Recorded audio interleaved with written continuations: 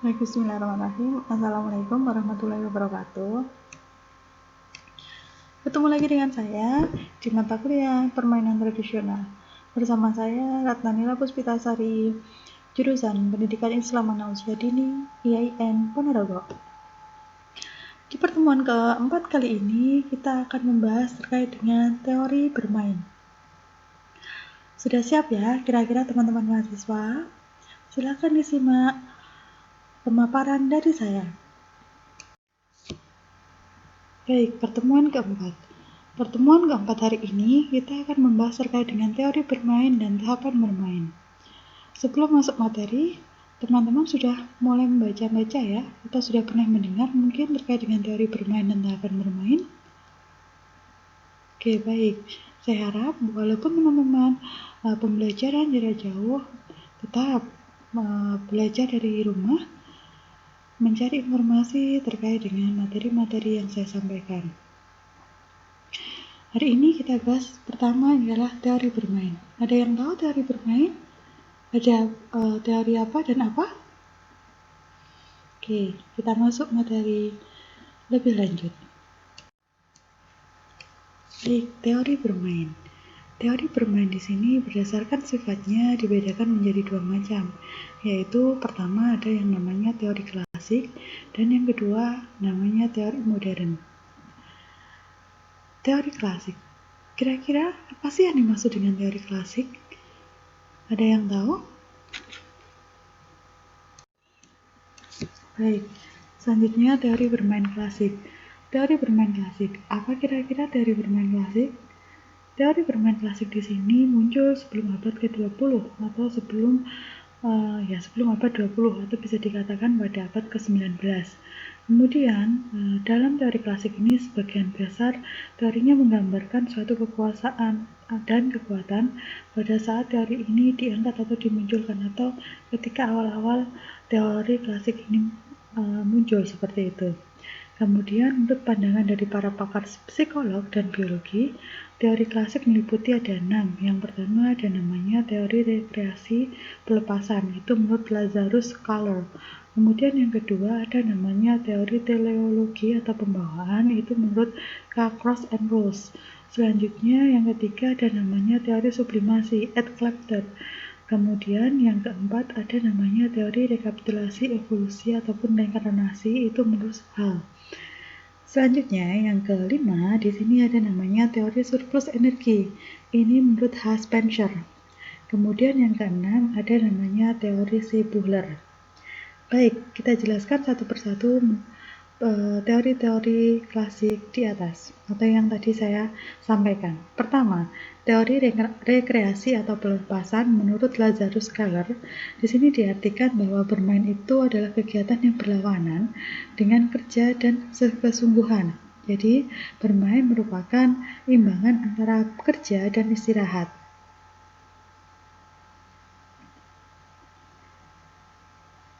Contohnya, ketika seseorang itu merasa penat akan bermain dan berrekreasi untuk mengadakan pelepasan agar kesegaran jasmani rohaninya segera kembali. Jadi dapat diartikan bahwa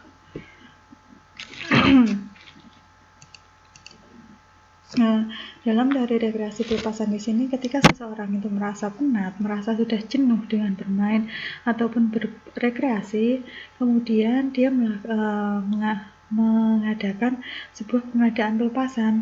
Jadi dia melakukan bermain. Ketika dia sudah penat bermain, dia istirahat sebentar, kemudian setelah itu dia mulai bekerja lagi, bermain lagi untuk mendapatkan kesegaran jasmani rohaninya. Jadi antara penyeimbang antara kerja dan istirahat. Jadi ketika saya sudah lelah dalam hal kerja, saya melakukan bermain. Ketika saya sudah mulai penat dengan bermain, saya akan istirahat seperti itu. Jadi antara penyeimbang antara kerja dan istirahat. Bisa dipahami ya. Baik, selanjutnya yang kedua ada namanya teori teleologi pembawaan. Di sini menurut Cross dan Rose dijelaskan bahwa permainan merupakan kegiatan yang mempunyai tugas biologis yang digunakan oleh manusia untuk mempelajari fungsi hidup, penguasaan gerak, rasa ingin tahu, persaingan, sebagai persiapan hidup di masa yang akan datang. Jadi dapat kita artikan contohnya seperti ini. Yang kedua, teori pembawaan di sini. Seseorang dalam bermain itu bukan karena masa muda, tetapi bermain seseorang itu menjadi awet muda. Jadi dalam hal pembawaan di sini, bermain itu ialah kegiatan yang akan menjadikan seseorang awet muda, karena dia akan melakukan gerakan-gerakan. Jadi tugas biologis melakukan gerakan-gerakan tubuh kan, seperti itu. Kemudian digunakan untuk mempelajari fungsi hidup, penguasaan gerak. Ketika seseorang terus bergerak, secara otomatis kan dia akan menjadi terasa awet muda karena melakukan siklus metabolisme tubuh kan terus bergerak seperti itu. Itu di dalam teologi atau pembawaan. Selanjutnya yang ketiga ada namanya teori sublimasi. Teori sublimasi di sini menurut Ed Clapett jelaskan bahwa bermain bukan hanya merupakan kegiatan untuk mempelajari fungsi hidup, akan tetapi juga merupakan proses sublimasi atau yang menjadi lebih mulia ataupun lebih tinggi ataupun lebih indah. Jadi contohnya dalam teori sublimasi di sini ialah ketika seseorang melakukan bermain, ia memiliki insting atau naluri.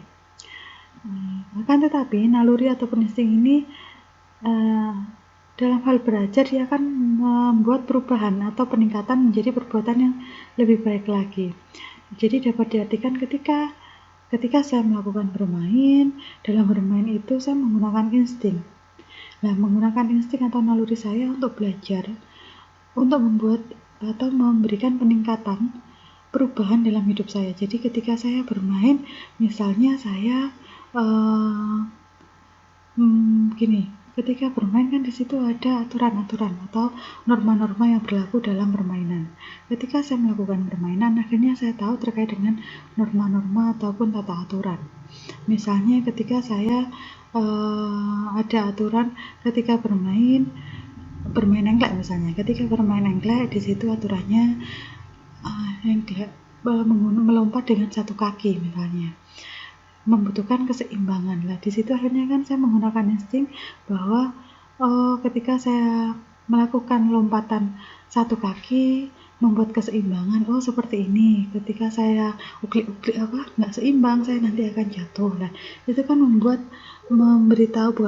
menjadikan kita tahu bahwa cara melompat yang baik seperti itu. Selanjutnya yang keempat di sini adalah teori rekapitulasi atau evolusi reinkarnasi. Itu menurut Hall. Di sini dapat diartikan bahwa permainan merupakan kesimpulan dari masa lalu. Anak-anak bermain atau permainan yang pernah dimainkan oleh nenek moyangnya, serta pertumbuhan jiwa manusia yang wajar haruslah melalui tahapan-tahapan perkembangan manusia yang wajar sampai pada pertumbuhan yang sempurna. Jadi di sini rekapitulasi atau evolusi reinkarnasi di sini permainan itu merupakan permainan itu ialah permainan itu merupakan sebuah tahapan-tahapan perkembangan manusia. Jadi ketika manusia itu mulai prenatal, mulai dari lahir, anak-anak kan sudah mulai melakukan permainan gerak tubuh, permainan dia masih ingat mungkin yang pernah saya jelaskan bahwa misal di atas tempat tidur anak bayi dikasih mainan lining lah, di situ kan anak-anak kan bermain mencari suara, kemudian dia mau memegang gitu, sampai akhirnya di masa tua misalnya masih ada ketika dia sudah lelah bekerja akhirnya kan tadi bermain seperti itu. Nah di sini di rekapitulasi ataupun evolusi reinkarnasi di sini kondisi permainan sekarang seperti permainan tradisional. Jadi permainan tradisional itu kan sudah diturunkan atau dimainkan oleh nenek moyang kita, diturunkan turun-temurun. Nah, di dalam teori bermain klasik di sini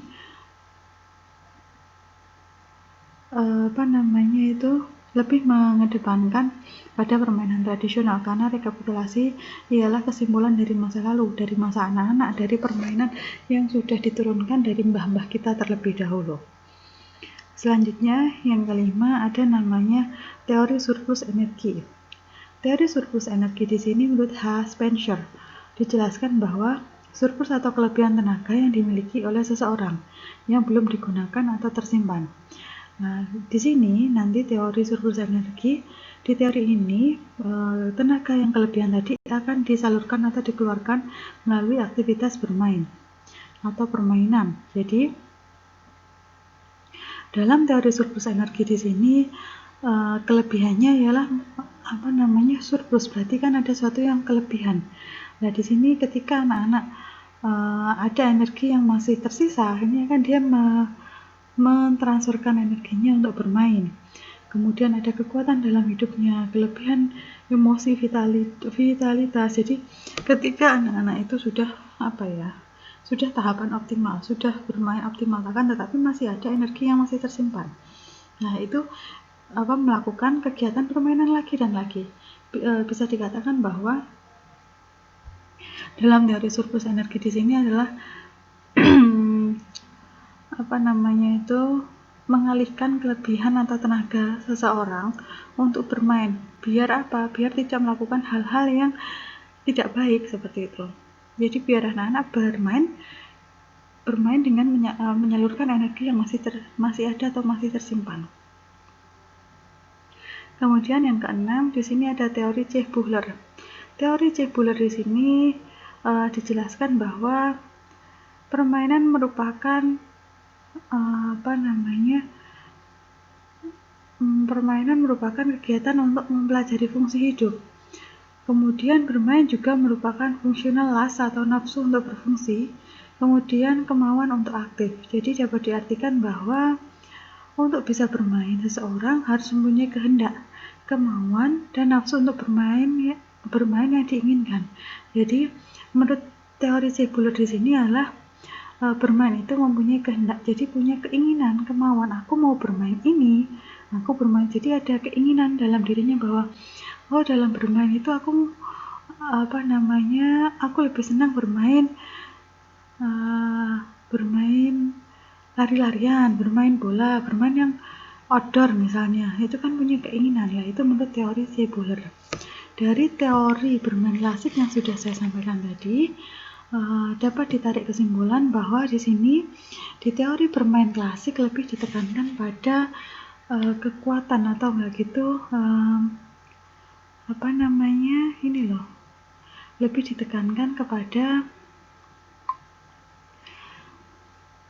lebih ditekankan kepada pengeluaran energi.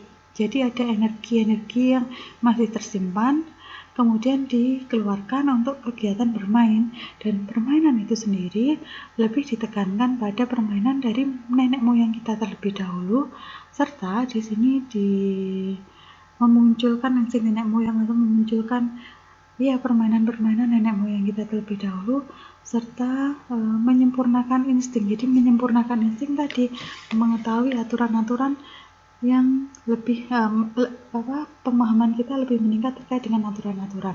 Di sini di dalam teori bermain klasik. Baik, selanjutnya kita masuk di teori bermain modern. Ada yang tahu dalam teori bermain modern di sini? Atau ada yang sudah pernah baca-baca terkait dengan teori bermain modern? Baik, selanjutnya ialah teori bermain klasik. Teori bermain modern. Teori bermain modern di sini ini lebih kepada abad 20 atau setelah abad ke-19. Dalam teori bermain modern di sini ada 4 pemahaman atau berdasarkan pertama dari psikoanalisa Sigmund Freud. Kemudian yang kedua menurut kognitif Piaget dan Vygotsky, dan yang keempat ada namanya teori belajar sosial, yang keempat ada namanya teori kompensasi. Baik, kita bahas satu persatu terkait dengan teori bermain modern. Pertama ada namanya teori psikoanalisa Sigmund Freud. Di sini dijelaskan bahwa bermain merupakan media ataupun sarana ataupun alat untuk mengeluarkan atau melepaskan emosi-emosi yang ada di dalam diri. Kemudian bermain juga merupakan media untuk belajar mengatasi pengalaman traumatik atau frustasi. Kemudian bermain merupakan salah satu cara untuk mengukur, menguasai, dan mengetahui sifat suatu alat. Jadi teori psikoanalisa Sigmund Freud di sini dapat kita artikan bahwa dalam bermain itu bermain itu merupakan sebuah media untuk melepaskan emosi-emosi yang ada dalam diri. Kemudian dalam bermain juga kita akhirnya menguasai, kita mengukur dan mengetahui suatu alat psikoanalisa. Jadi kita menganalisa seperti itu. Selanjutnya ada yang kedua adalah teori kognitif menurut Vygotsky dan Piaget. Di sini dijelaskan bahwa bermain merupakan bagian atau tahap perkembangan kognitif, daya tiru, daya ingat ataupun daya tangkap, dan daya imajinasi. Atau kita ambil kesimpulan bahwa dalam teori kognitif di sini adalah amati, tiru, modifikasi. Nah, jadi teori ini lebih mengedepankan pada perkembangan kognitif yang harus dilalui oleh seorang anak. Jadi, bermain merupakan suatu sarana untuk belajar berpikir, mengungkapkan ide-ide, kreativitas ataupun imajinasi seorang anak. Jadi di dalam teori kognitif di sini adalah ketika anak-anak melihat sebuah permainan, dia akhirnya akan mengamati, meniru, dan bukan terkadang di sini menuntut anak-anak untuk melakukan modifikasi permainan. Nah, di dalam teori bermain modern di sini bisa kita kembangkan dari klasik tadi yang nenek moyang. Di dalam permainan nenek moyang ataupun permainan tradisional yang awalnya menggunakan bahan-bahan tradisional ataupun alat tradisional misalnya, kemudian kita kaitkan pada teori kognitif. Teori kognitif di sini adalah tadi amati, tiru, modifikasi. Jadi permainan tradisional akhirnya kita modifikasi. Itu masuk pada teori bermain modern menurut Piaget dan Vygotsky. Selanjutnya ada namanya teori belajar sosial. Teori belajar sosial di sini ialah manusia sebagai makhluk individu dan makhluk sosial. Manusia itu membutuhkan orang lain, tidak bisa hidup sendiri. Jadi di sini bermain diartikan sebagai sarana atau media untuk berkomunikasi, bersosialisasi, dan berinteraksi dengan orang lain.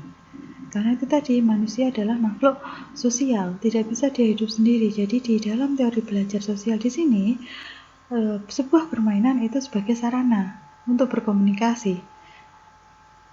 Bisa dipahami ya? Selanjutnya ada namanya teori kompensasi. Dalam teori kompensasi di sini diartikan sebagai bermain tidak sebagai fungsi mengisi waktu luang saja, akan tetapi sebagai kebutuhan untuk mendapatkan penghargaan untuk mempertahankan hidup sebagai profesinya misal. Jadi dalam teori kompensasi di sini adalah bermain sebagai sarana kebutuhan untuk mendapatkan sebuah penghargaan. Jadi tidak hanya sebagai pengisi waktu luang. Jadi ketika saya waktu luang saya gunakan bermain, tidak, lebih ditekankan bahwa ketika banyak waktu luang, di kompensasi di sini bermain adalah sebuah kebutuhan untuk mendapatkan penghargaan untuk mempertahankan hidup. Penghargaan di sini apa? Penghargaan di sini adalah ketika melakukan permainan tanpa kita sadari kan kita akhirnya belajar tata aturan, norma-norma. Di situ akhirnya kan kita mendapatkan penghargaan. Kita tahu terkait dengan aturan-aturan yang berlaku di masyarakat ataupun norma-norma yang ada di masyarakat kita.